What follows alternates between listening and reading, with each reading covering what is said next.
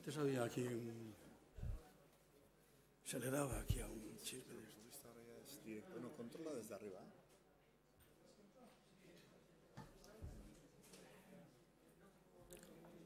Mira, 30 personas ya se juntan siempre aquí. Sí.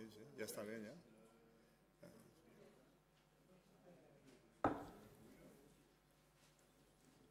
Algo más de 30 también, ya estamos, en 35, así.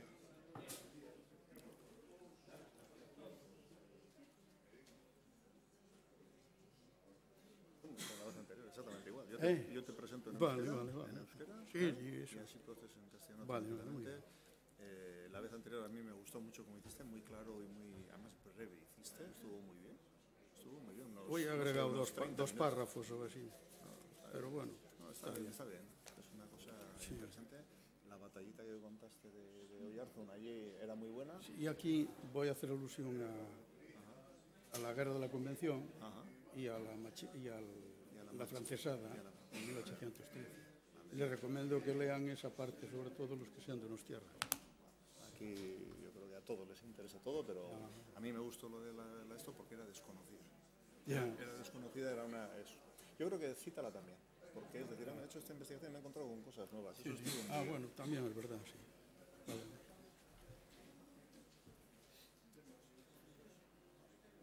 Pero bueno, está bien.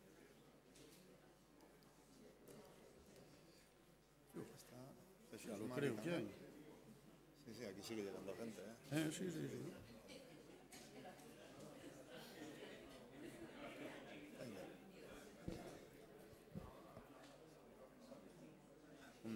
Un minuto y los nervios.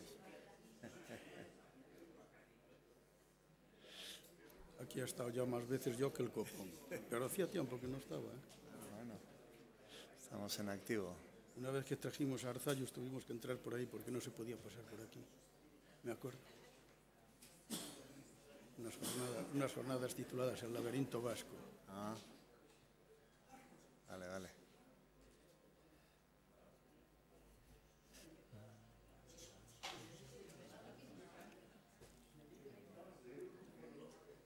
Bueno. Igual aquello habría que cerrar.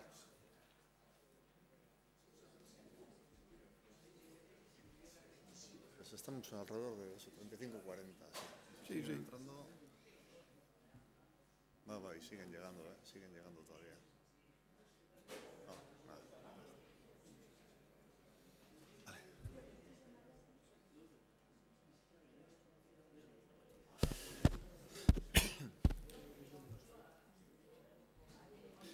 Vale. Arratsaldeon. Ongi etorri. Eskerrik asko denei etortzeagatik. Gaur aurkeztuko dugu liburu hau, Las Machinadas en Euskal Herria, Xose Estebezekin, egilearekin. Eta, ekitaldi hau Motako Gaztelu elkartea eta Nabarraldek antolatu dute. Itzaldia Xosek egingo digu, baina aurkezteagatik badakizue, ez dakit kaso hontan beharrezkoa den, ze gure artean Xose nahiko ezaguna da, segurazki gu baino gehiago, ibilbide luzeago eta lan gehiago dauzka, eta baina formalismo mantentzeagatik esan dezagun, Xose lehendabizi bere nortasuna gallegoa dela, euskalduna, erabat integratuta gure artean, eta integratuta gainera gure borroketan, gure dinamiketan, eta gure familietan ere, oso ondo kokatuta. Deustoko Unibertsitateko irakaslea, historialaria, idazlea, eta esango nuke baita ere, bere ezaugarrien artean oso langilea alor desberdinetan. Estudiotan, irakasle bezala, idazle bezala, eta mugimendutan ere oso implikatuta. Gauza askotan, ekintza askotan, elkarte askotan dago, gaur egun egon da, baina baita ere Real Sociedad Vascongada de Amigos del País, Fundaciones Castelao, Alessandre Bóveda, Galiza Sempre, etc. Zentzu hortan, ikusten dezue, bere gaiak oso hurbilak direla, bi terrenoen artean, ez Galizia eta Euskal Herria, Galeuzka, abertzaletasuna, bai euskalduna, bai euskaldunena, bai Galiziakoa, Euskal Herriko historia, Galiziako emigrazioa, eta oroar baita ere Galiziako historia, literatura eta etnografia, horako gaiak jorratu ditu. Eta esan bezala oso langile izan da plano guztietan, pregoiak egiten, prentsaurrekoak, sarietan juradua izaten, elkarrizketak, manifestuak, plano guztietan, beti saltza guztietan bera egonda. Gure ikuspuntotik Navarralden lehenago egin ditugu gauzak, horitzen naiz orain dela 5 urte edo igual gehiago, hemen Donostin izan zen Donostiko erreketaren mende urrenaren muga, urte muga edo mende urrena.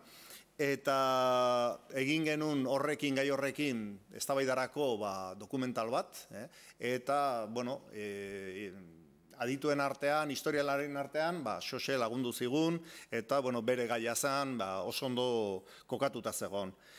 Baina, bueno, kaso honetan, orain dela gutxi, jarri genuen martxan olako bilduma, pentsatzen genuen Navarralden, interesante izango zela, tresna bezala, gaur egun jendea gero eta gutxiago irakurtzen du, eta liburuak soberan daude, ematen du bakarrik, mailak eusteko balio dutela, eta hori, eta pensatu genuen, bueno, egingo dugu jendea ez izutzeko, gauza txikiak eta puntualak, gai bat hartu eta monografiko modukoak egin, ez?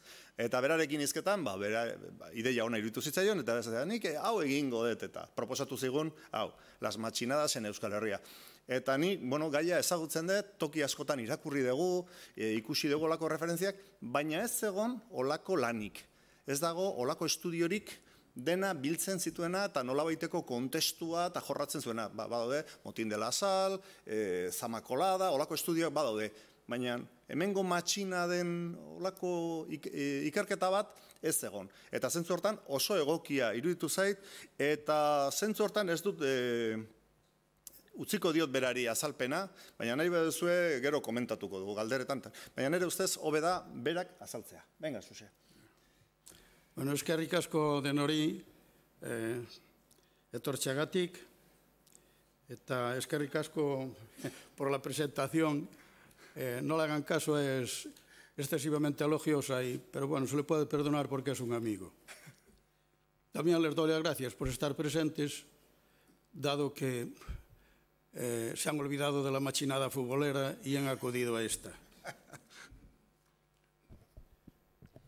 En torno al libro voy a hacer una serie de consideraciones o reflexiones que poco más o menos están contenidas en él. La sociedad vasca de la Edad Moderna ciertamente presentaba paralelismos con otras sociedades del entorno, pero también ofrecía una clara y nítida singularidad, no solo en virtud de una determinada estructura socioeconómica y demográfica, y también de su trayectoria histórica específica desde las épocas antigua y medieval, sino especialmente debido a su peculiaridad político-administrativa institucional, la conocida como la foralidad o régimen foral, a su cultura original, principalmente a la lengua euskérica, a la persistencia del derecho pirenaico, cuya base radicaba en el pactismo entre gobernantes y gobernados, y a su situación de dependencia de dos estados, el francés y el hispano.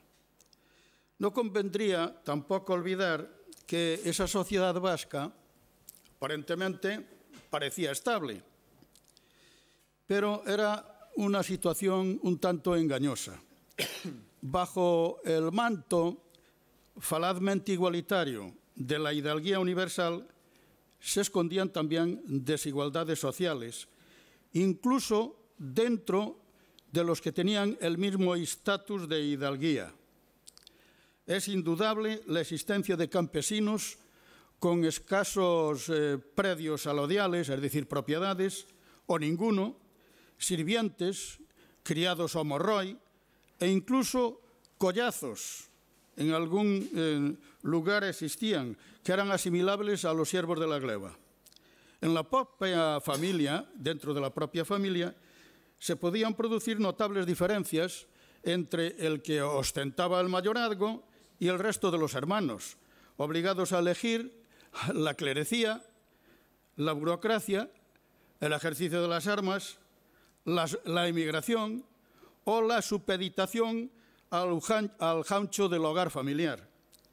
Por otra parte, no cabe negar la existencia de una oligarquía dirigente progresivamente detentadora del poder económico, político y social frente a una masa que a duras penas sobrevivía y en muchos casos optaba por la emigración, que por cierto fue una importante válvula de escape a la problemática social, como ocurría después en otras épocas posteriores, por ejemplo, en los años de la posguerra durante el franquismo.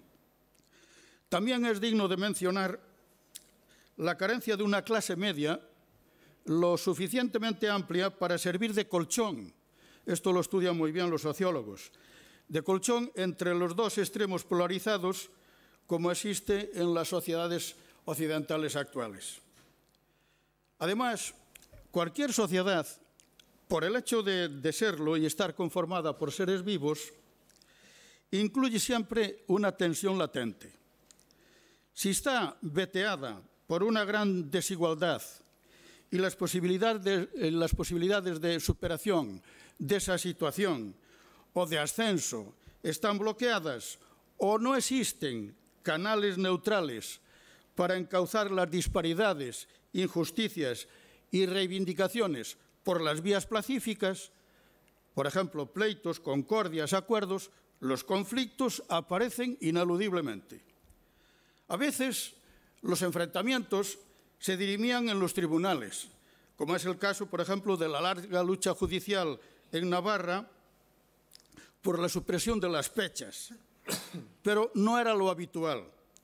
Para que estallase un conflicto solapado en violencia abierta, era preciso no solo un caldo estructural de cultivo en estado de pil-pil, sino que además emergiesen unos precipitantes coyunturales y algún detonante, a veces anecdótico, para que se produjese la eclosión final. Si añadimos que Euskal Herria estaba constreñida y dividida entre dos estados, aun contando con la foralidad, que la dotaba de un margen notable de autogobierno, muchas tensiones se derivaban o se originaban en motivaciones políticas. Pongamos por caso el motín de la sal o la machinada de las aduanas de 1718. Por ello, los conflictos en Euskal Herria son muy complejos y tienen al menos tres niveles citados de intersección e interdependencia entre ellos.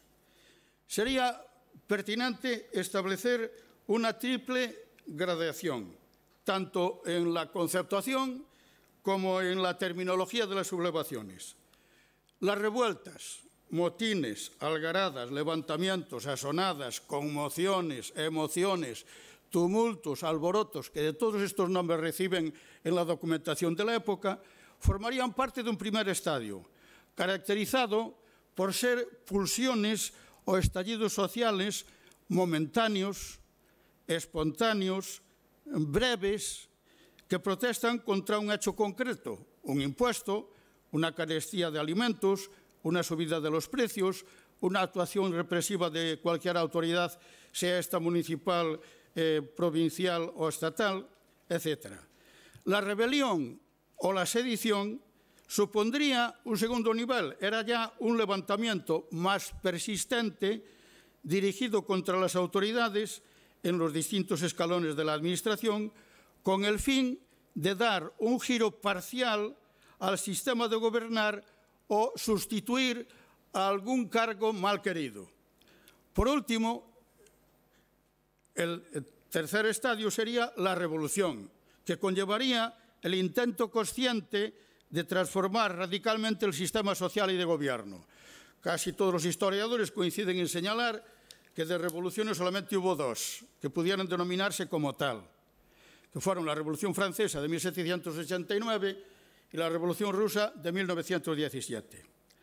También sería necesario advertir que la explosión violenta de un conflicto precisa de un triple proceso secuencial y procesual. En primer lugar, unos condicionamientos estructurales de desigualdad persistente, situación deprimida continuada, avasallamiento constante y duras condiciones de vida. A ello habría que añadir, en una determinada coyuntura, algún fenómeno acosador, malas cosechas, epidemias, precios altos de las subsistencias básicas, conculcación de derechos forales, imposiciones tributarias, etcétera, que actuarían como engendradores e incrementadores, a veces sordos y latentes, del cabreo generalizado. Finalmente, sobrevendría lo que llamaríamos un incidente o una chispa, un detonante, a veces anecdótico y banal, que actúa como catalizador y detonante del estallido final, violento. Pongamos un símil forestal y entenderemos bien el proceso.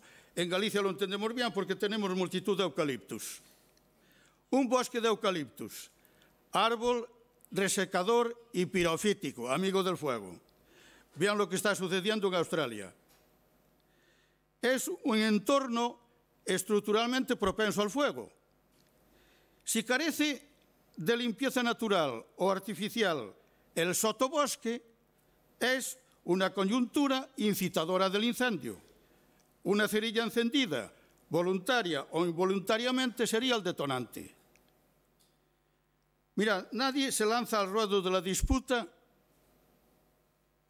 y del conflicto por espíritu de aventura, por afán de protagonismo, por avidez de esparcimiento, ni mucho menos por incontrolable vicio, como una cabra de mi abuela que al salir de la cuadra brincaba de contenta y daba con el cuerno en el culo. Cuando alguien inicia el camino de la contienda es porque se haya impulsado por ineludibles condicionamientos y por poderosísimas razones de toda índole que le impelen a ello. En mi larga trayectoria como docente, siempre procuré aplicar a la hora de analizar cualquier acontecimiento histórico una metodología sencilla y lógica, quizás derivada de mi formación escolástica. Este procedimiento analítico incluía 3 elementos a analizar: contexto o causas, desarrollo y consecuencias. Las primeras, el contexto, las causas, incluían los condicionantes estructurales de largo alcance, sembradores del descontento, dialécticamente entrelazados. Los factores coyunturales de medio e inmediato plazo y el detonante. El segundo paso contenía el desarrollo del conflicto, que implicaba estudiar sus fases, objetivos, protagonistas sociales, papel de los líderes, reivindicaciones y otras cuestiones similares.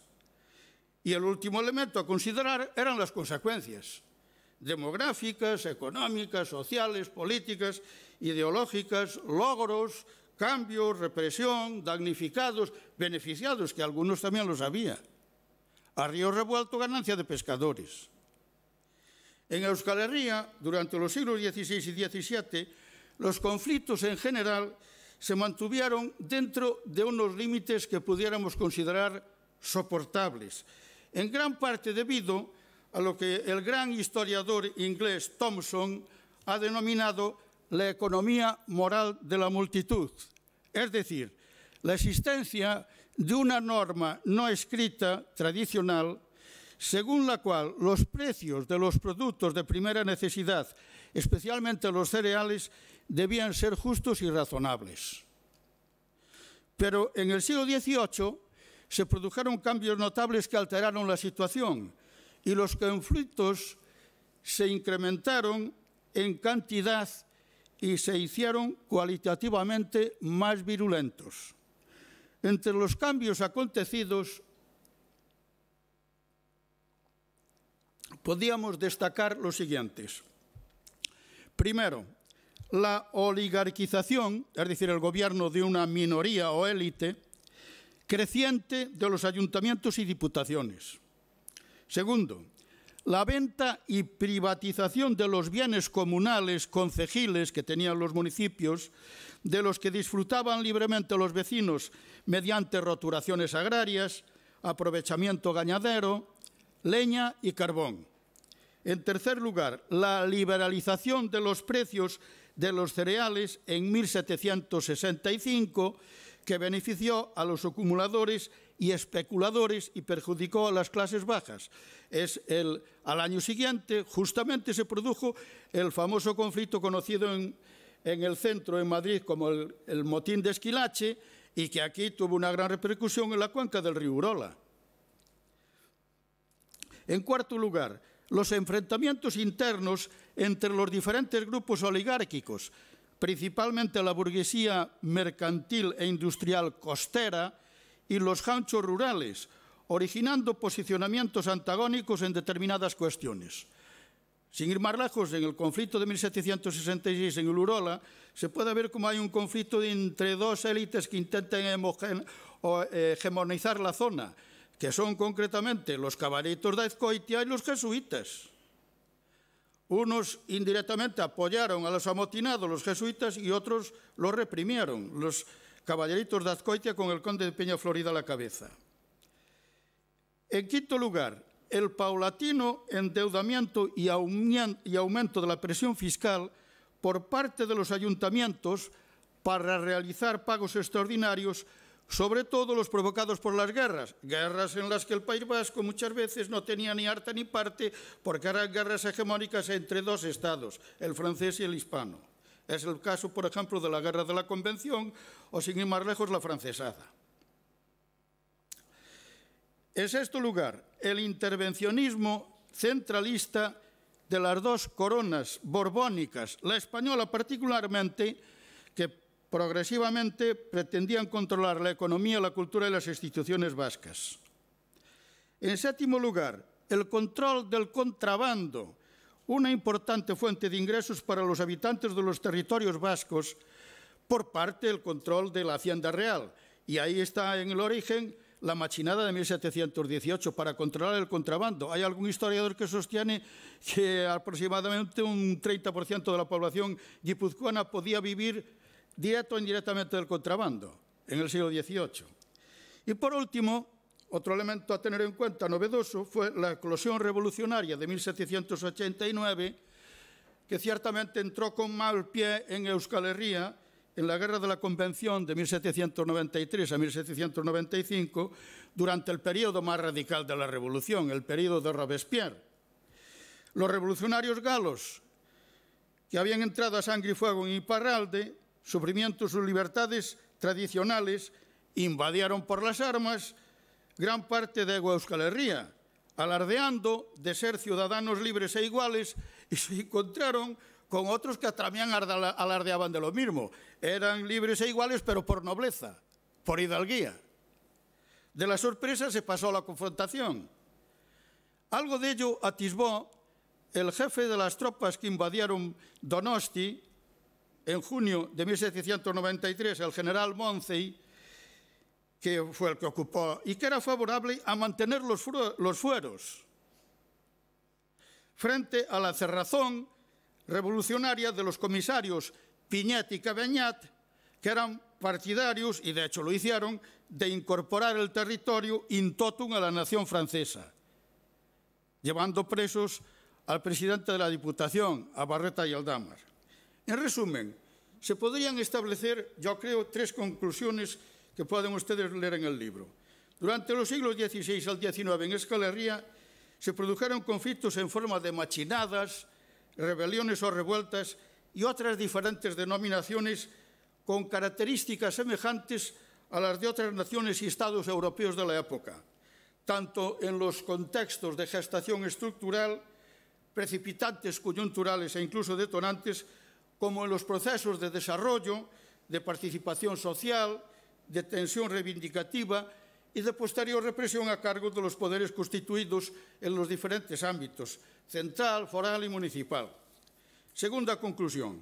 Sin embargo, dada la peculiar estructura económico-social y el singular entramado político, jurídico e institucional conocido como régimen foral que dotaba a Euskal Herria de una identidad privativa peculiar y, como he dicho, una notable capacidad de autogobierno, los pasos iniciales de los conflictos, en su mayoría, poseyeron un carácter eminentemente social, otras veces antiseñorial, antiburgués, antifiscal, antiaduanero o la llamada furia de los consumidores, por cierto, con incipiente protagonismo femenino, tanto activo, participación en los motines y en las reivindicaciones. Tenemos el caso de los motines de Iparralde, muchas veces protagonizados por mujeres, ya que eran mujeres de pescadores y marinos y ellos estaban en la mar, o, por ejemplo, el conflicto conocido como Contramódenes en Gasteiz, Vitoria, que lo iniciaron las mujeres. Es decir, que hay un protagonismo activo femenino, también lo hay pasivo. Ojo que en muchos conflictos las que mayores represión sufrieron fueron las mujeres. Y si no, lee los textos referentes a la quema de San Sebastián el 31 de agosto de 1813 y los días sucesivos. Las mujeres padecieron violaciones y todo tipo de represión. Por tanto, podemos decir que en un principio muchos de estos conflictos tenían esas características que he dicho, pero en el transcurso del conflicto y a veces en el origen de estos episodios conflictivos en numerosas ocasiones, devinieron y adquirieron un carácter netamente político, de respuesta frente a reales o pretendidos agravios, que ponían en entredicho la foralidad asumida como garante del sistema tradicional de autogobierno, de la estabilidad social y de la economía moral. Tercera conclusión. Ciertamente, Euskal Herria en esta época, aunque gozaba de un no desdeñable grado de autogobierno, dependía de dos estados, el francés y el español, al que sus diversos territorios habían sido anexionados o incorporados mediante conquista o pacto voluntario, ya fuese este real, forzado, ficticio o posteriormente asumido como tal. Por consiguiente, esa situación de asfixia entre dos estados, y cito aquí una frase textual de un historiador aquí presente, Beña Aguirre, imponía rasgos, condicionamientos y riesgos ajenos a su propio destino y devenir históricos, forzándola a sufrir invasiones, ocupaciones, contrafueros y otras repercusiones de diverso índole. Por supuesto, se vio obligada a asumir posicionamientos alejados de sus propios intereses, sin olvidar el hecho de que algunas élites internas colaboraron en esas actitudes inducidas desde instancias externas. Moraleja y aviso a navegantes actuales. El caldo de cultivo de una algarada, revuelta o revolución es siempre un mar en calma aparente. Pero si bajo la superficie deambulan acechantes estos cuatro tiburones, desigualdad, opresión, pobreza e injusticia, y la coyuntura es idónea incrementando el sedimento incendiario, cualquier detonante puede provocar la violenta respuesta. De todas maneras, en las democracias de hoy, con unas clases medias enojadas, más empobrecidas e inermes ante los retos y los riesgos actuales, las alteraciones que pululan desde Hong Kong al Líbano, pasando por Francia o Chile, son mucho más complejas y más difíciles de analizar en su etiología o causalidad, en su sintomatología, en su morfología o conformación o figuración y en sus consecuencias. Para ello, yo les recomiendo la lectura de un artículo de Daniel Inanariti titulado Democracias irritadas. Aun a riesgo de parecer pelota e incluso pan y aguado, lo cual no es cierto, quisiera agradecer la oportunidad que Navarralde me ha ofrecido para escribir y publicar este trabajo. Felicito además a la entidad por la iniciativa de esta colección que pretende divulgar episodios importantes de la historia de Euskal Herria sin que ello suponga una merma del exigible rigor científico. Existe una frase ya muy manida, atribuida a Carlos Marx, no a Groucho, a Carlos Marx. El pueblo que desconoce su pasado está condenado a repetirlo con frecuencia de manera trágica. También me gusta esta otra. La incomprensión del presente nace fatalmente de la ignorancia del pasado. Esta otra es de Marc Bloch, un gran historiador francés, uno de los fundadores de la Escuela Integral Francesa, de la cual bebimos muchos en nuestras épocas de estudiante y que, por cierto, fue asesinado por los nazis, Marc Bloch. No me desagrada tampoco esta otra definición que era la preferida de los tratadistas romanos y latinos, historia magistra vitae, es decir, la historia es maestra de la vida. Y hay una metáfora poética de un gran poeta argentino, hijo de gallegos, que se llamaba Francisco Luis Bernárdez, que sirve para constatar el valor que tiene la historia, a la que por desgracia hoy se le atribuye muy poco. Y de hecho prácticamente está arrinconada, como están la mayor parte de las humanidades. Dentro de algunos años nos vamos a llevar las manos a la cabeza por ello. Decía Francisco Luis Bernárdez en un breve poema: porque después de todo he comprendido, por lo que el árbol tiene de florido, vive de lo que tiene sepultado.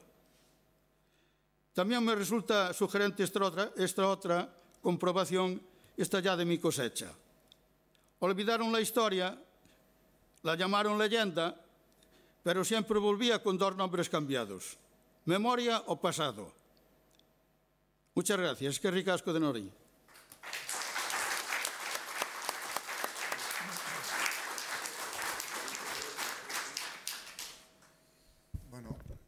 Nahi behar galderaren bat edo, ez du, azaldu du zein den bere marko analitiko, epistemologiko edo, ez du esan, liburu oso arina dela, oso narratibaldetik oso erresa, eta kontatzen dituela anekdotak eta episodio horiek, atal horiek, matxinada horiek, hor agertzen direla. El tumulto de no sé dónde, la machinada de la sal, el motín de la carne de Guipúzcoa, los encapuchados de Oyarzun. Hay una serie de relatos que están muy bien. Hay algunos de Donosti, me decía que quería contar algunos de Donosti específicos, pero yo creo, o sea, lo que el otro día estuvimos comentando esto y decía que hay algunos que son nuevos, que hasta ahora no habían aparecido, que los ha encontrado en este estudio. Son novedosos, son originales, hasta ahora poco documentados. En ese aspecto es una obra especialmente interesante. Bueno, yo les quería recomendar que, sobre todo hay dos, ya que estamos en Donostia, hay dos que son específicamente donostiarras y que son la invasión, conocida como la Guerra de la Convención, de las tropas revolucionarias francesas. En julio de 1793 ocuparon Donosti y que en esa ocupación de Donosti hay dos episodios que son muy interesantes, que son la ocupación de San Sebastián. Prácticamente San Sebastián se entrega prácticamente sin pegar un solo tiro, bueno, sin pegarlo, y eso motivó en los círculos madrileños que fuese acusada Guipúzcoa de desleal y traidora a la corona, originándose posteriormente una gran polémica. Tan fuerte fue la polémica que al cabo de pocos años enviaron a un señor a investigar en el archivo de Tolosa, el famoso José Vargas Ponce, con el fin de averiguar y encontrar la documentación pertinente, con el fin de demostrar que los fueros de Guipúzcoa eran privilegios de la corona. Si un rey los había concedido, otro rey los podía quitar. Y por tanto esa era la sibilina intención con la que enviaron. Y se origina todo a raíz precisamente de esta ocupación. El alcalde de San Sebastián, que era un ilustrado, Michelena, prácticamente, y el nonagenario coronel que mandaba las tropas de Urgell, se entregaron sin pegar un tiro. Y otro episodio también que originó una fuerte polémica fue el hecho de que las autoridades provinciales declararan Guipúzcoa como república independiente bajo protección francesa, ilusos de ellos, iban de Guatemala a Guatepeor. Pero esos son dos episodios que a los donostiarras les convendría analizar, estudiar y por lo menos leer.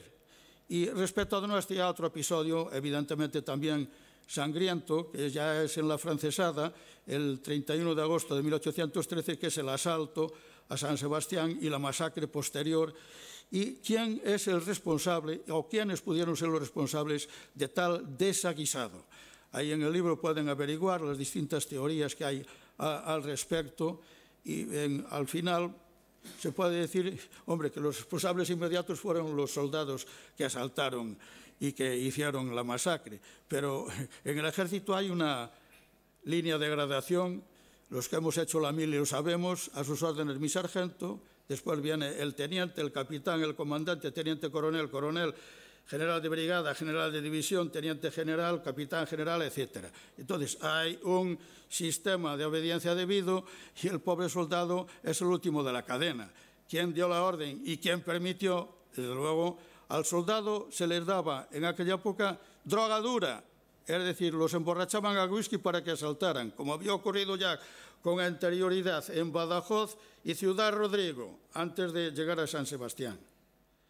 Entonces, ahí hay unas responsabilidades y yo creo que pueden leer ustedes quiénes fueron los últimos. Y respecto a lo que decía Ángel, de esos dos episodios, pues sí, analizando, investigando, pues me encontré con dos referentes al pueblo donde resido, Oyarzún, que eran desconocidos. Uno motivado por la sidra y otro una insumisión en toda regla. En la guerra de la Convención, el tercio de los Oyarzuarras se negó a seguir luchando en el frente de Irún.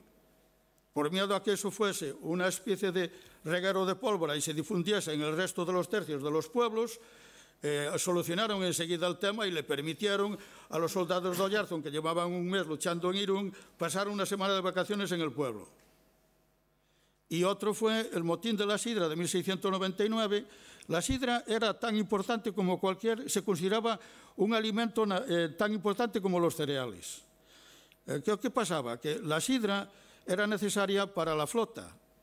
Hay un estudio que calcula, el historiador Álvaro Aragón, Oyarzuarra también, calcula que, según un documento que ha encontrado en el archivo de Tolosa, los marineros que iban en la flota bebían 3 litros de sidra diarios durante su periplo de embarque.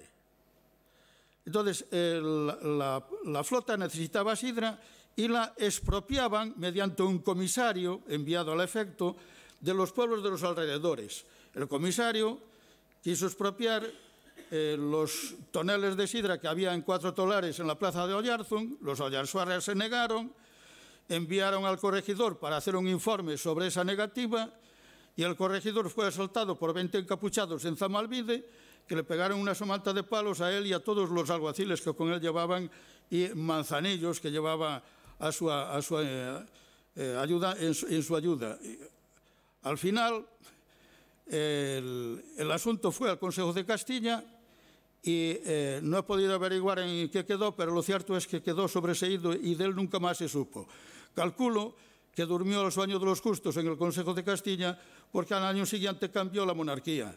Era en 1699, muere Carlos II y en 1700 entra a gobernar Felipe V y borrón y cuenta nueva. Galderaren bat edo, bestela.